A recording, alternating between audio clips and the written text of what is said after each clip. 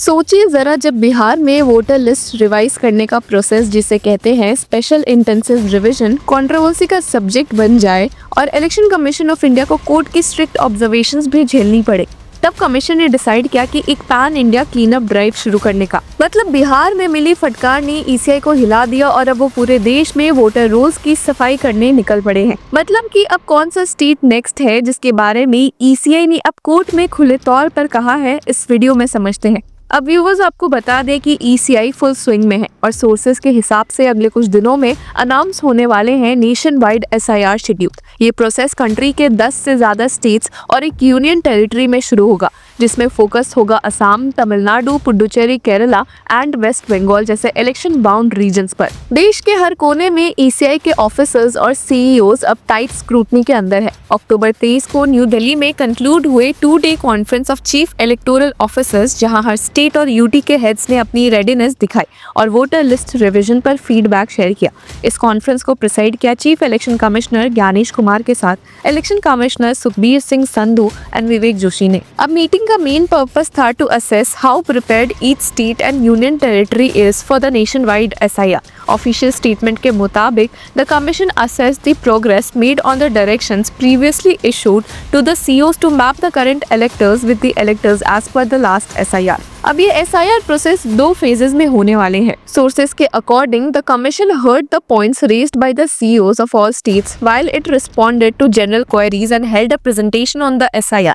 No concrete decisions were announced at the meeting. पर viewers, सबसे interesting बात ये है कि ईसीआई ने ये मेगा रिवीजन ड्राइव तब प्लान किया जब बिहार के एसआईआर के बाद एक unexplained drop in gender ratio notice हुआ। सडनली फीमेल वोटर्स नंबर कम हो गए और किसी के पास इसका क्लियर एक्सप्लेनेशन नहीं था। ये इशू एक रेड फ्लैग बन गया कमीशन के लिए भी, और अब ईसीआई चाहता है कि फ्यूचर रिवीजन्स में कोई डेटा मैनिपुलेशन, रॉन्गफुल डिलीशन या डेमोग्राफिक इम्बैलेंस ना हो। अब जरा लीगल साइड पे आते हैं, क्योंकि बिहार के एसआईआर ने एक और बड़ा लीगल ट्विस्ट क्रिएट किया है। एसआईआर प्रोसेस को सुप्रीम कोर्ट में चैलेंज किया गया है। पिटिशनर्स ने कहा है कि वोटर वेरिफिकेशन प्रोसेस ट्रांसपेरेंट और फेयर होना चाहिए और डॉक्यूमेंट वेरिफिकेशन लिस्ट को भी यूनिफॉर्म बनाया जाए। जस्टिस सूर्यकांत की बेंच ने ईसीआई की अथॉरिटी को भी कई बार क्वेश्चन किया है और काफी इंपॉर्टेंट डायरेक्शंस भी दिए हैं, जिसमें कि उन्होंने एक बार कहा भी था कि Aadhaar shall be treated as the 12th document to prove identity. इस ऑर्डर ने ही पूरा नैरेटिव बदल दिया था, और जब पहले आधार वोटर वेरिफिकेशन के लिए ऑप्शनल था, लेकिन फिर सुप्रीम कोर्ट ने क्लियर कर दिया कि आधार को आइडेंटिटी प्रूफ के रूप में इंक्लूड करना होगा। हालांकि ईसीआई ने क्लैरिफाई भी किया कि it will be used as proof of identity only, not as proof of citizenship. यानी आधार देना कंपलसरी नहीं, पर अगर दिया जाता है तो वो वैलिड प्रूफ होगा। पर बिहार के बाद अब तमिलनाडु भी हेडलाइंस में है, और ये केस और ज्यादा ड्रामेटिक है क्योंकि मद्रास हाईकोर्ट के सामने एक पिटिशन फाइल हुई थी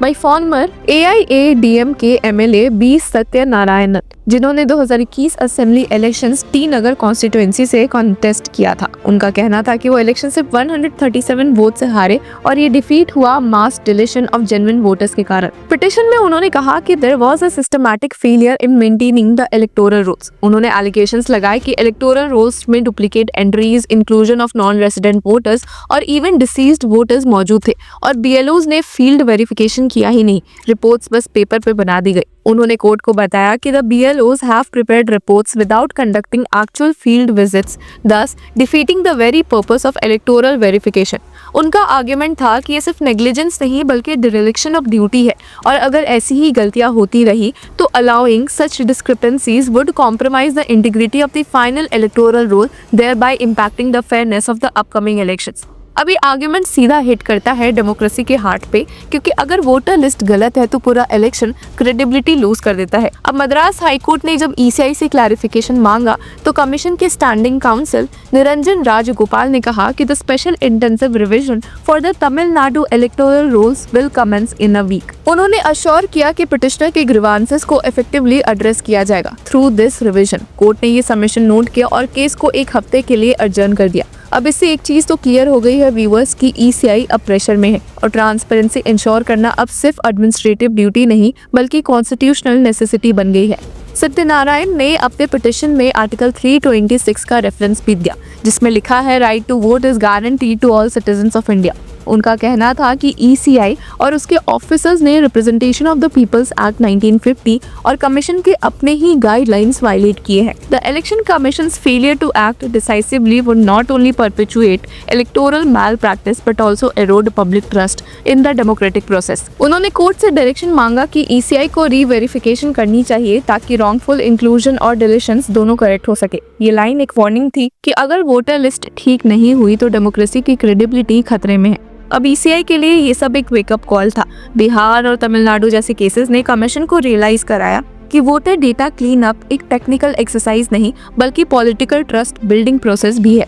इसलिए अब ECI पूरे देश में SIR रोल आउट करने जा रही है ताकि हर स्टेट का voter roll accurate, verified and transparent हो। इस बार ECI ने डिसाइड किया है कि रिवीजन प्रोसेस स्टैंडर्डाइज्ड और डिजिटली मॉनिटर्ड होगी। हर स्टेट के CEOs को बोला गया है कि वो map the current electors with those as per the last SIR और इंश्योर करे कि कोई डुप्लीकेट एंट्री, फेक नेम या डिसीज्ड वोटर लिस्ट में ना हो।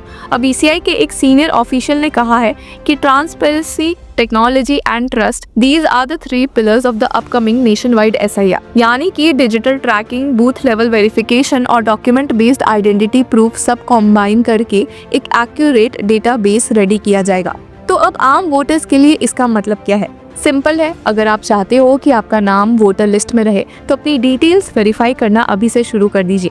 BLOs आपके एरिया में विजिट करेंगे और अगर आपका एड्रेस, नेम या एज मिसमैच है तो वो आपको अपडेट करने का मौका देंगे। और हाँ, आधार ऑप्शनल है पर अगर आप देना चाहे तो वो वैलिड प्रूफ माना जाएगा। आप voter helpline app, NVSP portal या स्टेट इलेक्शन वेबसाइट्स पर अपनी डिटेल्स वेरीफाई कर सकते हैं। अब ECI की नेक्स्ट बिग स्टेप होगी फाइनल शेड्यूल का अनाउंसमेंट। फुल कमीशन मीटिंग के बाद एक प्रेस कॉन्फ्रेंस में डेट्स डिक्लेयर होंगी और फेज 1 के स्टेट्स में वर्क इमीडिएटली स्टार्ट हो जाएगा। देश के लिए ये एक इम्पॉर्टेंट मोमेंट है क्योंकि 2026 के इलेक्शंस के पहले वोटर रोल्स का क्लीन अप इंश्योर करेगा कि कोई एलिजिबल वोटर डिसएनफ्रेंचाइज्ड ना हो और कोई फेक वोटर सिस्टम में घुस ना पाए।